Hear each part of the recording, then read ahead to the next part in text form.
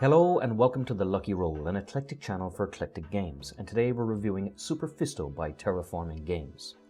Super Fisto is a 2 to 6 player shedding type card game where the aim of the game is to be the first player to play or discard all the cards in their hand.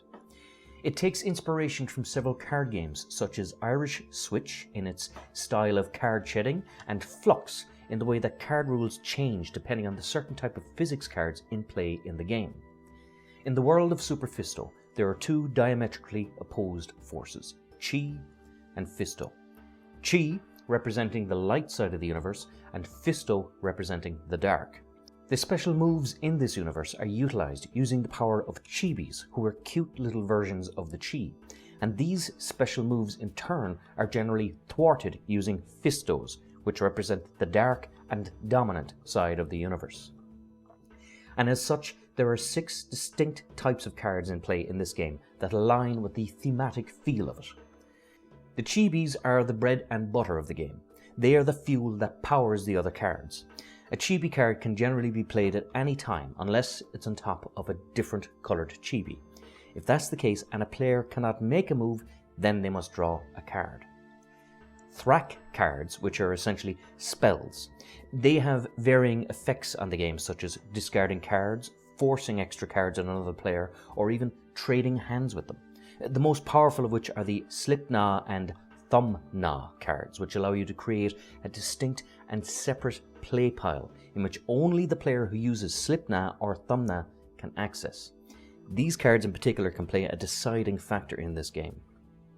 Fisto Cards are the dark side of the universe and are generally used to counter Thrack Cards. Fistos are generally played on top of other Fisto cards, where the player who plays the most powerful Fisto card, as designated with the number in the top right of the Fisto card, wins the Fisto battle and determines the fate of the Thrack card played. This creates an interesting dilemma in the game in which Thrack cards can often be countered and used against the player who initially played it. Physics cards are where the game takes its inspiration from the Flux card game, in which the physical universe in the game is affected and the rules of the game adjust according to which physics card is in play.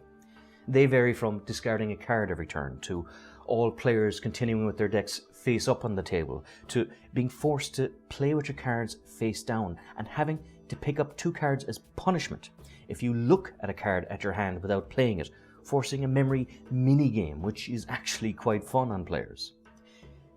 Snoop Cards, which are annoying cards that continuously make their presence felt by forcing themselves back into players' hands.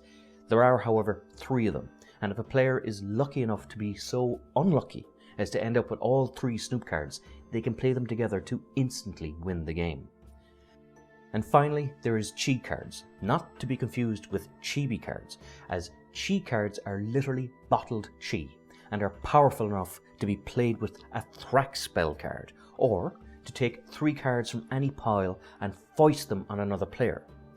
These cards are unique in that they cannot be countered or fistoed if a player decides to use the latter option. The game itself is very interesting, if a tad chaotic, the first few times you play it. The more players it's used with, the more the game is slowed down until all players become familiar with the game, which can take quite a few games given the sheer variety of plays and rules on offer here.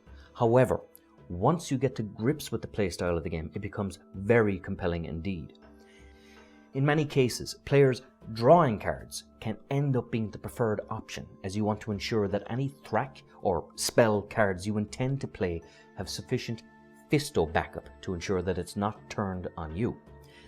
Cards that also allow you to create and play with your own distinct play pile as opposed to the communal one also become zealously guarded, as no other player can use it unless they utilize certain cards such as Slipknot or Thumbna track cards to steal, destroy, or even create another one of their own.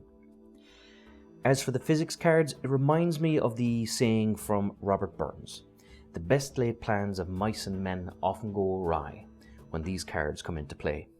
The shake-up it provides can often in some cases be a blessed relief or a lethal spanner thrown into the works of a carefully laid strategy of another player, and is to me one of the more fun aspects of the game, as players are forced to adopt a whole new line of thinking with their hand once these cards come into play. The theme and art style of the cards are superb, and the quality of visuals and card stock that you get with this set are first rate. Super Fisto is a beautiful looking game that is well worth your consideration if you're someone who enjoys cerebral card games that utilise strategic play and organised chaos in equal measure. Until next time, this is Sean from The Lucky Roll. If you enjoyed this review, please like, subscribe, all that good YouTube stuff, and until next time, good luck, God bless, and stay safe.